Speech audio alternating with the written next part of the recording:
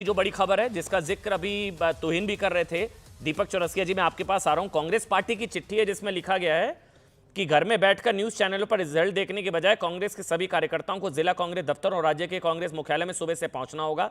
हर राज्य के प्रभारी सुनिश्चित करें कि कांग्रेस दफ्तरों में कार्यकर्ताओं के लिए पर्याप्त इंतजाम हो। जहां भी जरूरत पड़े वहां कार्यकर्ताओं को तुरंत भेजने की व्यवस्था हो। कांग्रेस की चिट्ठी है। अमित मालवीय कह रहे हैं तो दंगे की तैयारी है, ये मैनुअल नहीं, ये मैनुअल टू राइट है। अखिलेश यादव कह रहे हैं सर पर कफन, बलिदान आंदोलन। ये सब कुछ गड़बड़ी की तरफ नहीं इशारा कर रहा है दीपक भाई? बिल्कुल कर रहा है अमन। और मैं यहाँ पर ये कहना चाहता हूँ कि ये सब बातें सिर्फ कल से शुरू हो गई हैं, 2 दिन पुरानी, ऐसा नहीं है। एक बड़ा थॉट प्रोसेस इसके पीछे चल रहा है। और इसके पीछे कौन कौन लोग हैं? टुकड़े टुकड़े गैंग वाले हैं, वो लोग हैं जो एनजीओ के माध्यम से बार बार सुप्रीम कोर्ट जाते हैं और कहते हैं वीवीपैट गिनना चाहिए, बार बार सुप्रीम कोर्ट को ये कहते हैं कि फिर से हमको बैलेट बॉक्सेस की तरफ आ जाना चाहिए। आपको एक बात समझनी होगी अमन, राजनीति का बड़ा पुराना प्रिंसिपल है, if you can't convince them confuse them.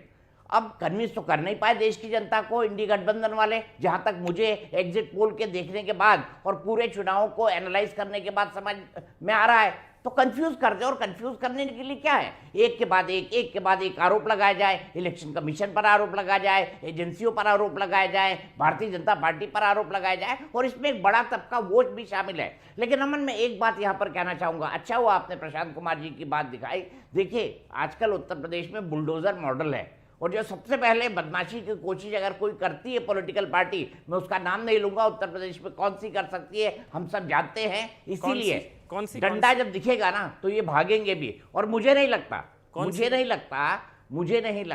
कि कांग्रेस के अंदर ऐसा कोई संगठन अब बचा हुआ है कि वो अपने 20 से 25 कार्यकर्ताओं को भी निकालकर सड़क पर उतार दे।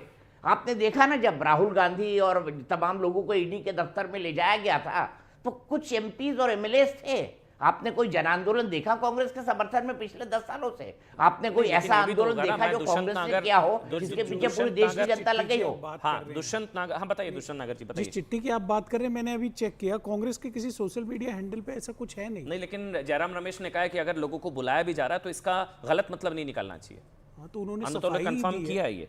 बाकी कोई चिट्ठी तो कहीं ऐसी दिख यही चिट्ठी है सामने। वो गलत है सही है पता नहीं, लेकिन चिट्ठी है। और वो तो कांग्रेस के हैंडल पे नहीं है। अच्छा, तो आप कंफर्म कर रहे हैं कि कांग्रेस के कार्यकर्ताओं को इकट्ठा नहीं किया जा रहा है? कर रहा हूं, मेरे को पता नहीं, मैंने तो अभी देखा है। तो इन जी, ये तो चिट्ठी आप लोगों ने डाली है, फर्जी है चिट्ठी? तो इन सिन्हा जी, ये चिट्ठी फर्जी है क्या? देखिए 31 मार्च का राहुल गांधी का बयान है कि if BJP wins there will be fire, country will be on fire. तो हम इस जो आज की जो इनकी एक्टिविटी है उसको आइसोलेशन में नहीं देख सकते। देखिए, पिछले कई हफ्तों से कुछ ना कुछ इनके मन में चल रहा है, ये इनकार में जी रहे हैं। इन्होंने एक प्लानिंग बनाई थी कि ये इस मैंडेट को ये स्वीकार नहीं करेंगे। और अभी तो आप देख रहे हैं कि पिछले 1.5 सालों से ये अलग अलग देशों में जाकर, इंग्लैंड में जाकर, यूएस में जाकर, ये डेमोक्रेसी जो है भारत में समाप्त हो गई है। तो इन सब चीजों को आप मिलाकर नहीं, मुझे बताइए ये चिट्ठी जो अमित मालवीय ने डाली है ये सही है फर्जी है? दुष्यंत नागर जी कह रहे हैं ऐसी कोई चिट्ठी है नहीं भाई। और जयराम रमेश ने इंडी नेताओं को इकट्ठा होने की बात पर बोला, इस पे नहीं बोला है। मैं भी एक और चीज क्लियर कर दूं, ये बताइए चिट्ठी फर्जी है असली है? ये चिट्ठी असली है, प्रमाणित है, ये वाली समाजवादी पार्टी के हैंडल पे है, जिसमें मिर्जापुर के नहीं, कांग्रेस की ऑल इंडिया कांग्रेस कमेटी वाली चिट्ठी जो अमित मालवीय ने डाली है, आप लोगों ने डाली है बीजेपी ने, इस पर कोई हस्ताक्षर वगैरह तो कुछ है नहीं नीचे।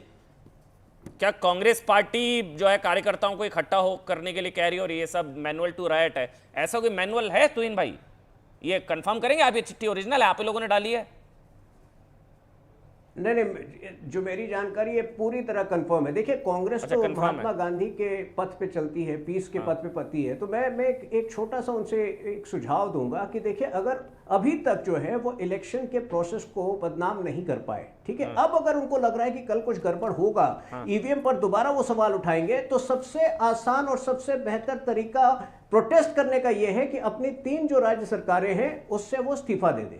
कर्नाटक, तेलंगाना और हिमाचल, यदि 1.5 साल के अंदर वहां इन्हीं ईवीएम के जरिए चुनाव वो जीत पाए हैं तो वो बेहतर होगा कि उस पर भी वो कल क्विट कर दें इन 3 सरकारों को। इससे बेहतर प्रोटेस्ट क्या हो सकता है गांधीयन पार्टी के लिए? नहीं, अगर 295 आ गई फिर जरूरत ही नहीं पड़ेगी ना। 295 आगे फिर जरूरत ही नहीं पड़ेगी। 295 क्यों? वो तो क्लेम, देखिए हम अगर वो हमसे मुकाबला कर रहे हैं तो 295 तक सीमित क्यों रह रहे हैं? अगर भ्रमित करने के लिए कोई आंकड़ा देना था तो फिर हमारी तरह वो भी 400 बोले। तुहीन जी नहीं, वो रियलिस्टिक आंकड़ा बता रहे हैं। 395 बोले। 2009 में, 10 में, 8 में हाँ लाल कृष्ण आडवाणी जी ने भी अनेक बार सवाल उठाए। आपके एक सांसद महोदय हैं, उन्होंने पूरी किताब लिखी। आप अपनी सुविधा के अनुसार चीजों का विश्लेषण कर रहे हैं। हाँ। जब आप दीपक जी उठाएं ईवीएम देखिए, पे सवाल 2009 के तो चुनाव आप में- देशभक्त हैं, अगर कोई और 2009 उठा के दे चुनाव में- तो एनआर के क्लियर कर आप ये दीजिए ना, सवाल ईवीएम पर उठाइए। भरोसा है या कैसे नहीं है? देखिए क्लियर कर दीजिए ना, एक मिनट तुहिन भाई क्लियर कर देखिए, दीजिए ना दुष्यंत भाई, 2009 ईवीएम पर भरोसा है या नहीं? में- आप क्या नहीं, नहीं, मैं 2009 आपको- की घटनाओं के लिए भाजपा के प्रवक्ता के रूप में माफी मांगते हैं मैं क्या आपको कि आपकी पार्टी ने तब गलत किया? अरे मैं आपको उसको उत्तर हाँ, तो दे रहे, उत्तर दे सुनिए, रहे, उत्तर दे रहे, आप उत्तर दे जवाब रहे। सुनिए। हाँ। आपने सवाल पूछा ना, देखिए 2009 के चुनाव में बहुत सारी अनियमितताएं थी। आपको याद होगा कि चिदम्बरम जी का जो विक्ट्री था, हार के बाद अचानक उनको जीता हुआ घोषित किया गया और वो मैटर जो है 10 वर्ष तक लिटिगेशन में रहा। तो बहुत सारी अनियमितताएं थी उन चुनाव में, लेकिन आज 15 वर्ष के बाद लगभग मेरे ख्याल से अमन जी आप कंफर्म कर सकते हैं 25%, ठीक है ना, 25% ऐसे कॉन्स्टिट्यूएंसीज हैं जहां वीवीपैट के जरिए कोरोबरेट किया जाता है वोटिंग को। आप मुझे ना यहाँ वो पर उस confirm वक्त वो करके व्यवस्था जाइए। नहीं थी। कल को नतीजा कुछ भी हो, आप ईवीएम और चुनाव आयोग पर तुहिन भाई आप सवाल नहीं उठाएंगे, फिर मैं ये सवाल जो है ना दुष्यंत जी से पूछूंगा। कल को आप हार हमारा- गए आप हमारे तब भी इतिहास ईवीएम में बढ़िया है जाइए और अमन बीजेपी भाई। और चुनाव आयोग भी सही है नहीं? अरे अमन भाई, आप हमारे इतिहास में जाइए। 2014 से पहले हमने जो संघर्ष किया, कभी हमने इस तरह की खुराफाती हरकतें नहीं की जो कांग्रेस कर रहा है। हमेशा हमने हर परिणाम को जो है बहुत विनम्रता के साथ स्वीकार किया और हमेशा करते आए हैं। अच्छा अनुराग